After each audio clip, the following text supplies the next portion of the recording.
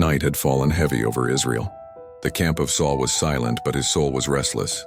The Philistines gathered in vast numbers, their torches burning like stars scattered across the valley. Saul, the king who once stood tall and chosen, now trembled like a shadow.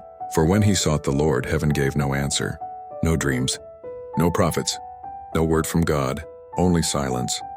Desperate men make desperate choices. And so Saul, who had once driven out mediums and sorcerers from the land, turned to the very darkness he had condemned. In disguise, cloaked and hidden, he traveled under the cover of night until he reached a woman in Endor, a witch who trafficked in forbidden spirits. He swore an oath by the very name of the Lord, the same Lord, who had forbidden such things, that no harm would come to her. "Bring up for me the one I name," Saul whispered, his voice shaking.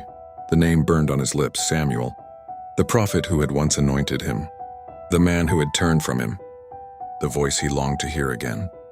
The woman, frightened, began her incantations. The air thickened.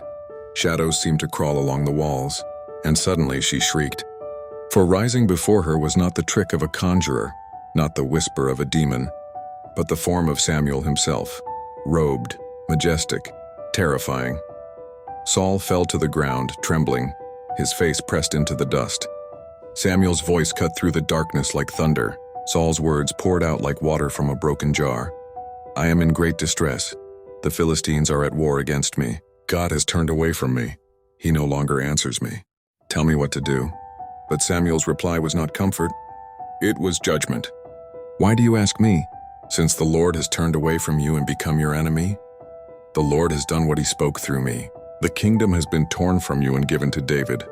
Tomorrow, you and your sons will be with me. The Lord will give Israel into the hands of the Philistines." The words fell like a death sentence. Saul collapsed, full length on the ground, terror in his eyes, no strength left in his bones. He had sought light in the shadows, but only found the confirmation of his doom. The night ended as it began. Heavy, suffocating, hopeless. The witch of Endor fades into silence, but her story remains like a warning etched in fire. When God's voice is rejected, when his presence is abandoned, even kings will bow to the whispers of the grave. This is the tale of a man who once walked with God, but died chasing voices in the dark.